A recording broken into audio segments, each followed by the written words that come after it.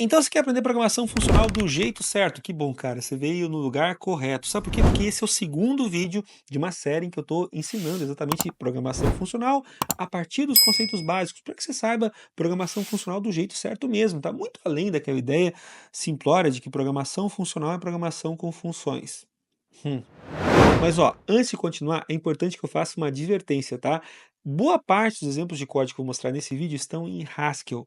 Haskell? Poxa, será que você precisa aprender Haskell para aprender programação funcional? Claro que não, tá? Eu escolhi Haskell exatamente para simplificar a tua vida, para tirar da frente alguns detalhes de sintaxe que eu tenho que observar em C Sharp, C++, Python, Java, para poder praticar, aplicar ideias de programação funcional.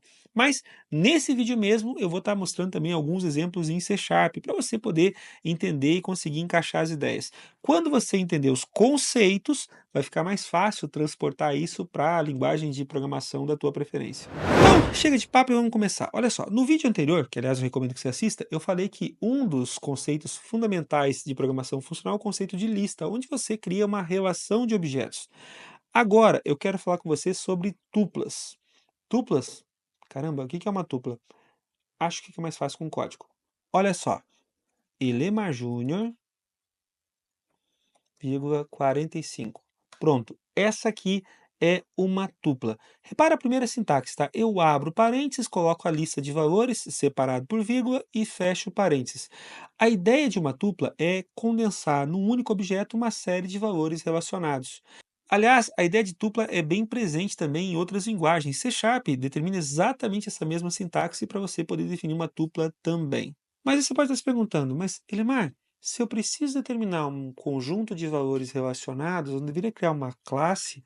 Essa implementação de tupla, que não tem nem sequer um nome para identificar o que que é cada valor, não é um tanto anêmica?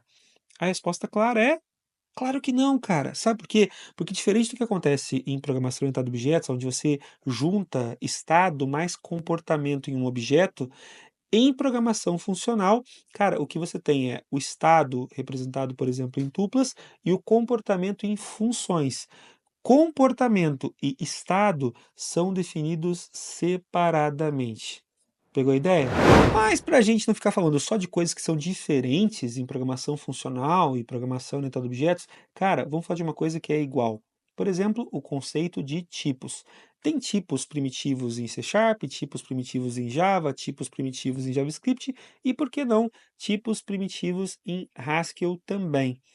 Posso te mostrar? Bora lá. No GHCI, eu tenho um operador interessante, que é o operador type. Se eu digito type, dois pontos type, e um valor, por exemplo, Elemar Júnior, eu vou saber que o tipo desse valor é uma string. Por enquanto, não te importa tanto com essa notação, tá? É só bacana você entender. Acho que você consegue entender que Elemar Júnior é do tipo string. Se eu pedir type de false, você vai perceber que, cara, false é bool. Muito bom. Ideia de tipo. Legal? Muito bem. Agora, o que acontece se eu pedir o tipo de uma tupla? Dois pontos type, uma tupla. Aqui a tupla que eu vou estar relacionando vai ser Elemar Júnior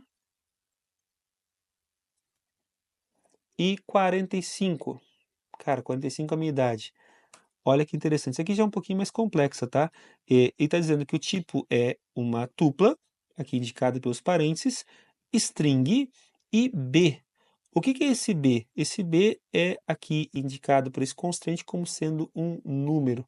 Cara, essa é uma das coisas que eu sinto falta em C Sharp, tá? Eu tenho essa ideia de número como sendo uma abstração em cima de tipos numéricos, inteiros, floats, enfim, bacana.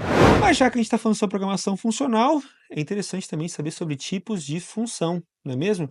Então, vamos voltar lá para o Haskell e vamos definir uma função simples, uma função de soma, add, que recebe dois valores e retorna o resultado. Vamos fazer aqui a definição.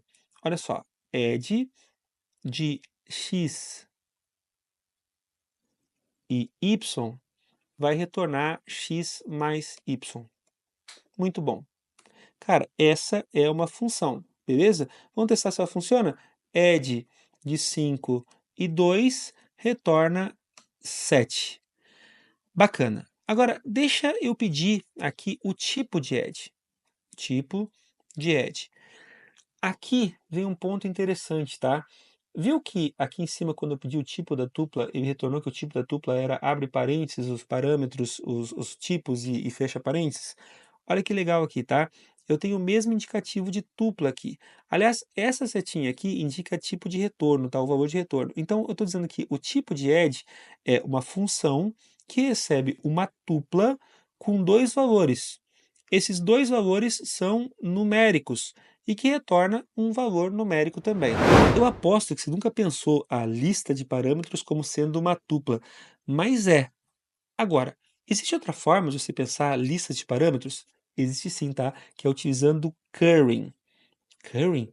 Bom, deixa eu te mostrar de novo na prática. Olha só, vamos definir aqui uma outra função, add linha. Só que dessa vez eu não vou abrir parênteses, eu vou colocar simplesmente x espaço y. Repara, nem vírgula eu coloquei. E vou dizer que o retorno vai ser x mais y. Pronto, eu defini uma outra função. Agora eu vou chamar a função, só que dessa vez, como eu não usei a tupla na definição, eu também não vou usar na chamada. É de linha é igual a, melhor, é de linha chama 5 e 2. E tá aqui o retorno 7. Pois é. Agora, deixa eu te mostrar o tipo de é de linha. Tipo de é de linha é igual a. Olha só que interessante, tá? É de linha é uma função que espera um valor numérico e devolve uma função que espera um valor numérico e devolve um valor numérico. Caramba, parece confuso. Uma função que recebe um número e devolve uma função que recebe um número e devolve um número. Cara, que doideira. Bom, vamos ver isso em C Sharp, que é uma linguagem que provavelmente é mais familiar para você. Olha só, essa seria a implementação equivalente de add linha, só que agora em C Sharp. Ou seja, eu tenho uma função que espera um número, no caso aqui o inteiro, a implementação é um pouquinho mais restritiva do que em Haskell, e devolve uma função que espera um inteiro e devolve um inteiro. A implementação da função, cara, eu estou retornando aqui uma lambda expression, no lugar de aplicar diretamente a soma de A e B. Outra coisa interessante, percebe que eu não coloquei todos os parâmetros aqui na primeira função, né? Porque eu estou esperando um único inteiro. Eu estou colocando aqui a espera por essa outra função nessa lambda expression que eu estou devolvendo. Bom, essa implementação aqui, embora talvez não seja familiar para você, é plenamente válida. E em C Sharp, ou melhor, em programação funcional, é conhecida como High Order Function. Add é uma High Order Function. Uma High Order Function é uma função que recebe uma outra função como argumento ou devolve uma função no seu retorno. Simples assim. Tá complicado? Cara, para que essa ideia de currying, tupla, não tupla? Para que isso serve? Bom, eu acho que fica mais fácil eu te mostrar código, não é? Então, bora lá. Cara, para simplificar a tua vida, eu reinicializei o GHCI, tá? E vou definir de novo é de linha. É de linha de A e B, como nós tínhamos feito antes, tá? De A e B, retorna A mais B. Ótimo. E vamos testar de novo a de linha. Então, é de linha, passando 5 e 2, vai retornar 7. Muito bom. Agora, deixa eu te mostrar a vantagem, então, do currying, porque até aqui só aparece da diferença de sintaxe. Olha essa outra definição agora, tá? Inc é igual a add linha de 1 e enter. Aí você pode dizer para mim, mas Lemar, inc é igual a add linha de 1, mas add linha não está esperando dois parâmetros? Não, cara pálida, esse é o segredo da aplicação parcial.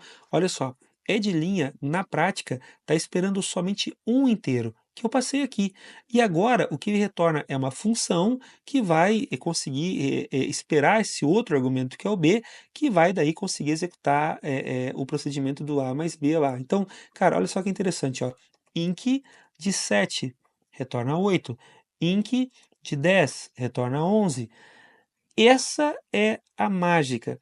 Eu posso, a partir dessa implementação de linha, criar funções que utilizam de linha como bloquinho de construção. Esse conceito é tremendamente poderoso. Aí você vai dizer, Elemar, eu nunca vi isso. Pois é que você está vendo um novo paradigma, um paradigma funcional, que é diferente daquele que você está habituado a programar. Ou você pode também dizer, poxa, mas Elemar, eu nem sei onde que eu vou aplicar isso. também é natural, cara. Você está vendo isso pela primeira vez. E quer saber? Olha só, talvez a linguagem que você esteja utilizando, como por exemplo C Sharp, não torne a tua vida tão mais fácil. Deixa eu te mostrar. Voltando para o nosso exemplo aqui em C Sharp, cara, se eu quisesse utilizar o add da mesma forma que eu fiz lá no Haskell para somar 5 e 2, eu teria que usar essa forma estranha aqui, tá? Add chamando com 5 e o resultado chamando com 2. Ou seja, abre parênteses, fecha parênteses, abre parênteses, fecha parênteses. Cara, é um pouco confuso. Por quê? Porque no C Sharp, por convenção, quando você chama a função, você tem que colocar os parâmetros entre parênteses. Ou seja, eu preciso especificar os 5 entre parênteses. E, além disso, cara, o retorno é uma função. Então, de novo, eu tenho que abrir parênteses. E, cara, de fato, fica um tantinho confuso. É diferente do que a gente está acostumado a ver em C Sharp. Se eu quisesse definir uma variável como inc, aí eu teria que fazer var de inc igual a add de 1. Aqui não é nada muito diferente daquilo que você viu em Haskell, tá? E para utilizar o inc, poxa, estaria tudo certo. Você só teria que fazer inc de 7 e seria 8 ali o valor de retorno. Pois é, mas percebe, é disso que eu estava falando quando eu dizia que eu estava utilizando o Haskell exatamente para trazer aí programação funcional sem me perder em detalhes de sintaxe. Usando uma comparação bem pouco precisa, mas que eu acho que te ajuda a entender, cara, a aplicação parcial é tão importante em programação funcional quanto a herança é importante em programação orientada a objetos. Mas ó, antes de terminar esse vídeo, eu quero te mostrar um pouco mais de código em C Sharp. Aqui eu tenho a implementação de add e add linha. Melhor, add underline, porque eu não posso usar linha em C Sharp. Aqui em cima, no add, eu tenho a ideia da tupla, recebendo dois parâmetros, A e B. Bem bonitinho, né?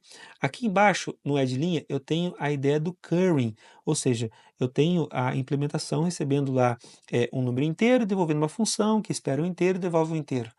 Cara, repara como essa sintaxe é bem menos amistosa do que aquela que a gente vê lá no Haskell. Isso é importante. Outro ponto importante que eu gostaria de destacar para você é o retorno de add linha. Cara, o retorno de add linha, a princípio, é uma func, certo? Só que não. Por quê? Porque add linha está recebendo esse parâmetrozinho aqui que eu estou utilizando dentro da func. Então, eu preciso criar uma closure. Na verdade, por baixo dos panos, quando o compilador começa a trabalhar, ele implementa o retorno de add linha como sendo essa classe aqui. Ou seja, toda vez que você chama add linha, você acaba criando uma instância dessa classe, o que pode eventualmente onerar o teu garbage collector. A implementação mais performática da função add em C Sharp acaba sendo essa. Essa aqui, além de ser mais estranha, é menos performática, mas é mais aderente ao paradigma funcional. Nossa, Lemar, quer dizer então que C Sharp não tem suporte direto para currying, então, consequentemente, eu não devo utilizar programação funcional com C Sharp? Zaz, zaz, zaz, zaz. Calma, olha só.